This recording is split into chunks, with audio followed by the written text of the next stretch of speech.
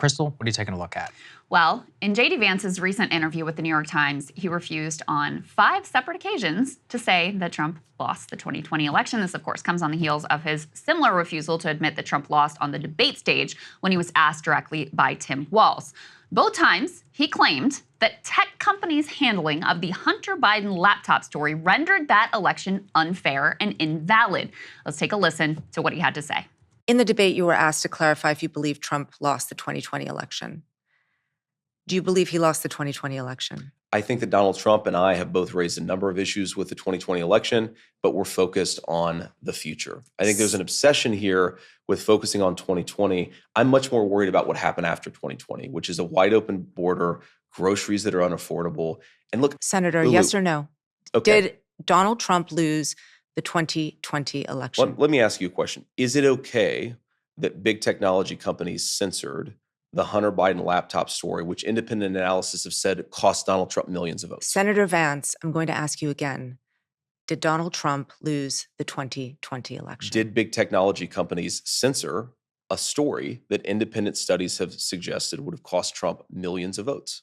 Senator I think that's Vance, the question. I'm going to ask you again. Did Donald Trump lose the 2020 And I've answered election? your question with another question. You answer my question and I'll answer yours. Now, this is a wild answer to begin with, of course. I say this as someone, by the way, who objected to the censorship of the Hunter laptop story, still does object to the censorship of the Hunter laptop story. You can go back and roll the tapes if you want to check that that is true. The notion, though, that because a tech company didn't handle something the way you wanted it to, an entire election is null and void, and the votes of over 150 million people rendered invalid, that is frankly insane. But that's the marker that J.D. Vance and many others have laid down. So, what do we make now of this? The New York Times is reporting that the Trump campaign coordinated with billionaire Elon Musk to censor reporting on the J.D. Vance vetting dossier on Twitter and to suspend the account of journalist Ken Klippenstein on that platform. Now, Twitter justified this suspension by claiming that Ken had violated the rules of the platform by failing to redact personal details like J.D. Vance's address. It was always pretty clear, though, the real motivations here were political, had nothing to do with this supposed doxing. First of all, Ken actually sought to comply by going ahead and redacting those personal details and re-uploading the dossier, but to no avail. More to the point, though, one of the primary complaints that Elon had about the previous Twitter management and part of his rationale for buying the company was their censorship of the Hunter Biden laptop story. However, that story had far more personal details of private individuals, by the way, including credit card details, nude photos, than the J.D. Vance dossier, which only included a few easily Googleable items. In other words, there is no consistent standard by which the Hunter Biden info would be allowed, but the J.D. Vance info would be blocked. The motivation was politics, pure and simple, as is now confirmed by the New York Times. Now, since that New York Times reporting, Musk actually reinstated Ken, potentially due to legal concerns actually, but the underlying material continues to be suppressed.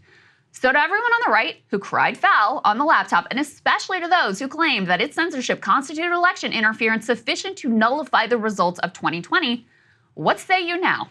Is this also disqualifying election fraud? Is it also a constitution-ending threat to free speech?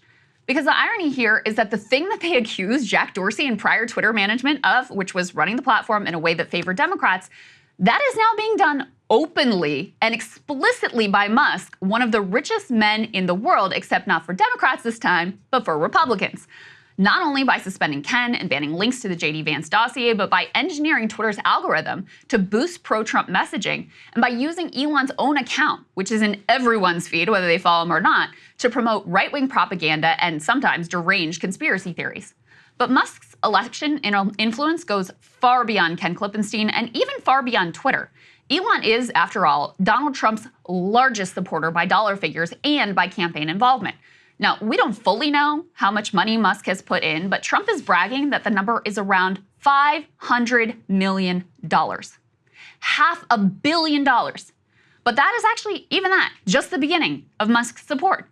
We all know he jumped for joy at a Trump rally in Butler, Pennsylvania. What you may not know, though, is that he has effectively moved to Pennsylvania full-time to run a turnout operation on behalf of Trump in the critical swing state. According to the New York Times, Musk is, quote, personally steering the actions of a super PAC that he has funded with tens of millions of dollars to turn out the vote for Mr. Trump, not just in Pennsylvania, but across the country. He's even proposed taking a campaign bus tour across Pennsylvania and knocking on doors himself, in part to see how his money is being used. They went on to quote a historian of the ultra-rich, saying that the level of funding and the direct involvement here from Musk is without precedent in modern history. And Musk, of course, he's no disinterested actor. His companies profit to the tune of tens of billions of dollars from federal government contracts. In fact, according to Politico, he is among the largest Pentagon contractors. Tesla and SpaceX alone received over $15 billion of our tax dollars just last year. In other words, Musk is one of the deep state's top beneficiaries and allies.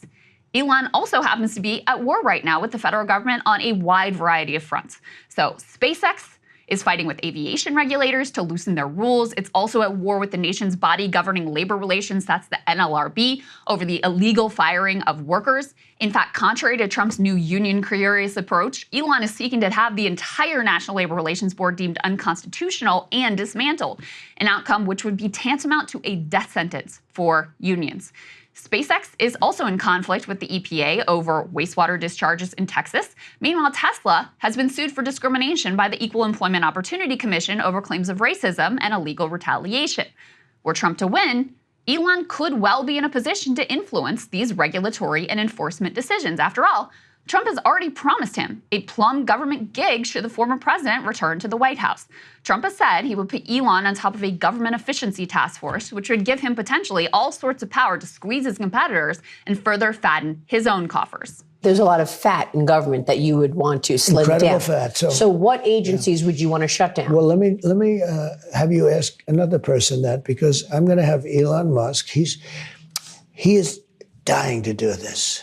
You know, he's a great business guy, actually. You think of him for science and rockets, and every time I think he's telling me about a new screw that was developed, he's developed a new screw. Screws are difficult, and it's made out of titanium, and it's so exciting. But you know what?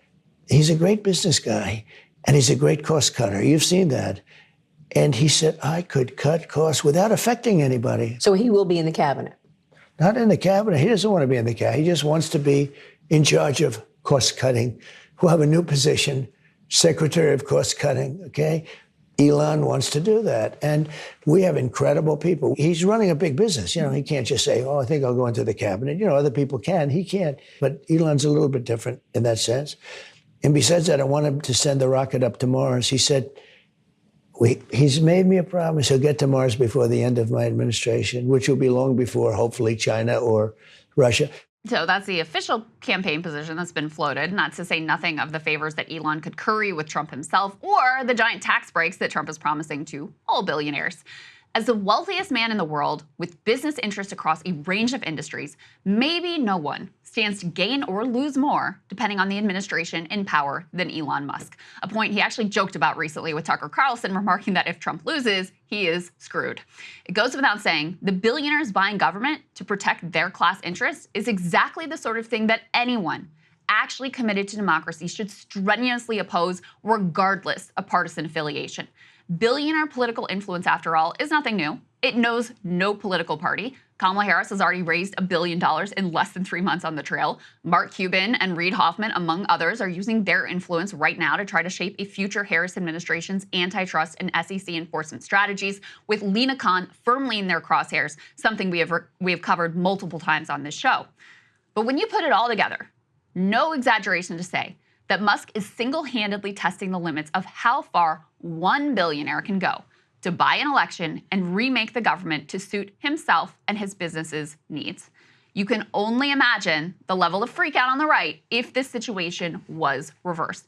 Now, probably the closest equivalent to Elon on the Harris side is Reid Hoffman. That is the LinkedIn billionaire who has become a top Democratic donor. Donations are not fully transparent in the American political system, so we can't say exactly how much Hoffman or Musk have given. But the latest numbers suggest Hoffman has given $7 million to Harris-affiliated PACs. That's a lot of money, but it is pennies compared to the $500 million Musk is supposedly throwing in on Trump's side. Hoffman also doesn't have substantial government contracts. He doesn't run an entire social media platform to benefit Kamala Harris.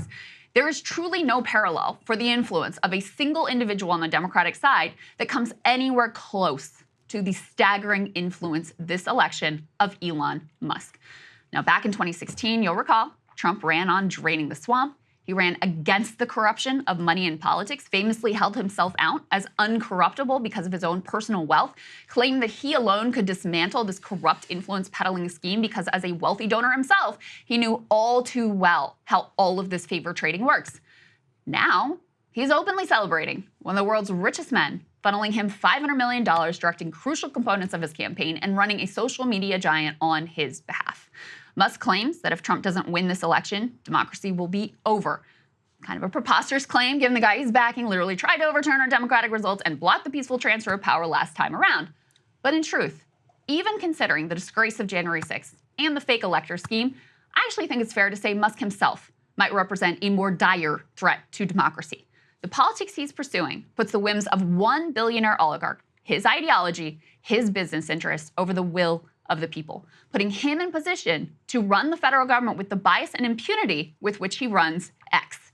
In such a system where money is power, no matter which candidate wins, the people of the country will always lose. And I really think there's been too little scrutiny of this. Hey guys, if you want to see what I had to say to Krystal's monologue, not just this one, all of them, going back to the very beginning, become a premium subscriber today, breakingpoints.com.